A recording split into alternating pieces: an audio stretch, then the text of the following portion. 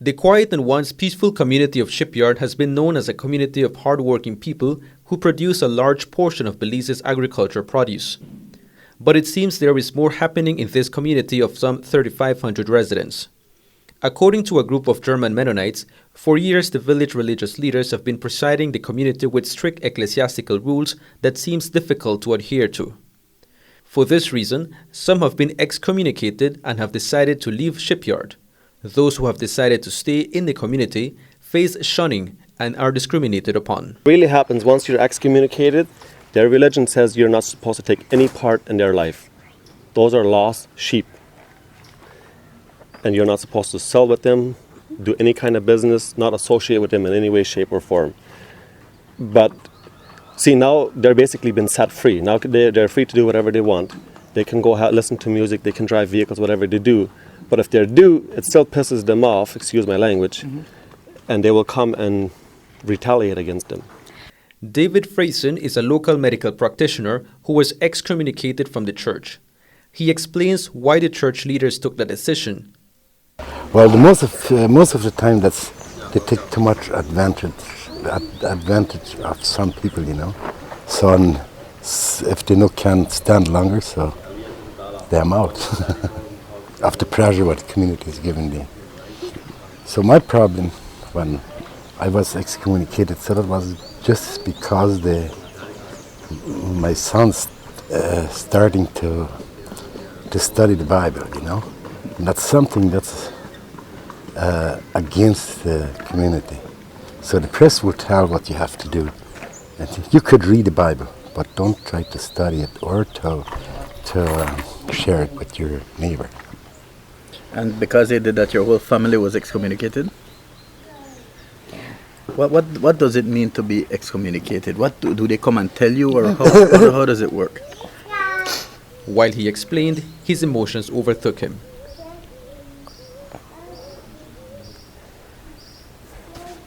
Sorry, I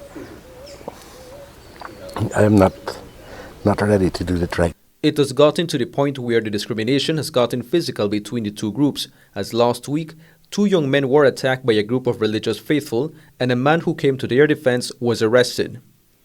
Pete Penner was born and raised in Shipyard and moved out when he was a teenager, but knows very well the life of the village.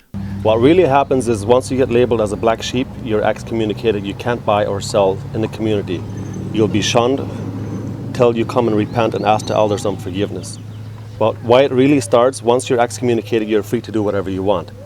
And from my understanding, Petka's sons, they had music and they liked to party.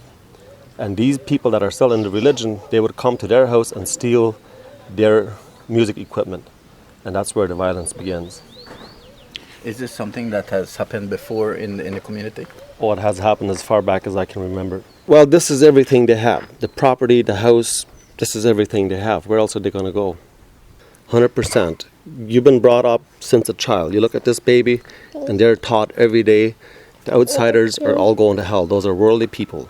We are the only righteous people. If you leave, you're basically being condemned. You're going to hell for eternity. Henry Heddercope is the pastor of an evangelical church who leads a congregation of excommunicated residents of Shipyard and believes it's all a power struggle. For example, the church that I pastor over here, we have a small congregation of about 60 people. Most of them have been excommunicated from the colony church. And what that means is that they are no longer welcome to do any business in the community.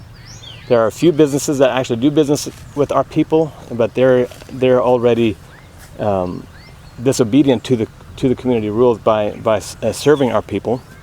That means our people are no longer allowed to have a voice in the community, and even though they've lived here all their lives, or most of their lives, their voice is silenced. In terms of division within the community, we do see a lot of fighting certain times of the year. Particularly, we'll see it on extended holidays. The Mennonite community here has extended holidays at Easter time. They have extended holidays on Pentecost.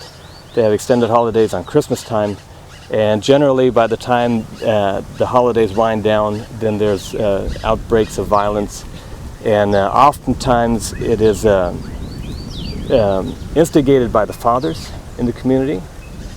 And when things get out of hand, then there are generally a few people that are picked on as the bad guys, and the people that are liked, they're supported, and everything is kind of covered up, and a few people are seen as the bad guys, and everything is just kind of covered up and not dealt with.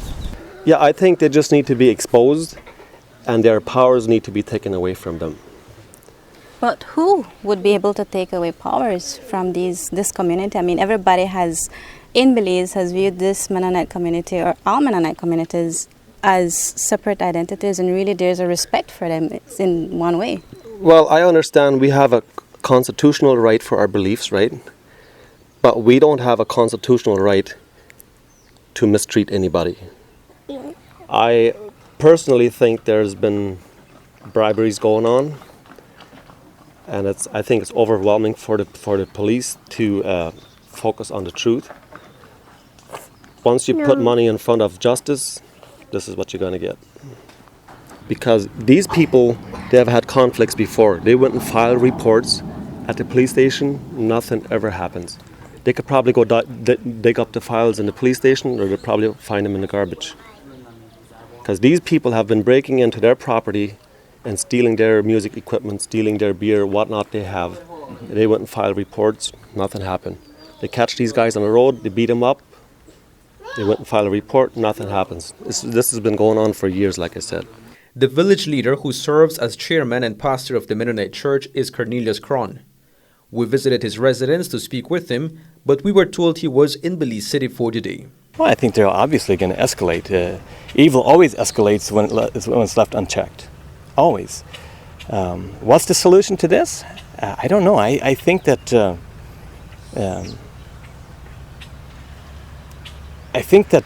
justice needs to prevail, but there's a little respect for justice in this community.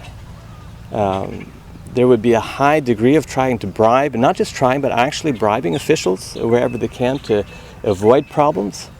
And that's part of the issue. When you start having that kind of clout where you can bribe the officials, you can cover up your side of the violence and always make the other person look bad, it's always going to escalate. Reporting for Love News from Orange Walk, I'm Arturo Cantun.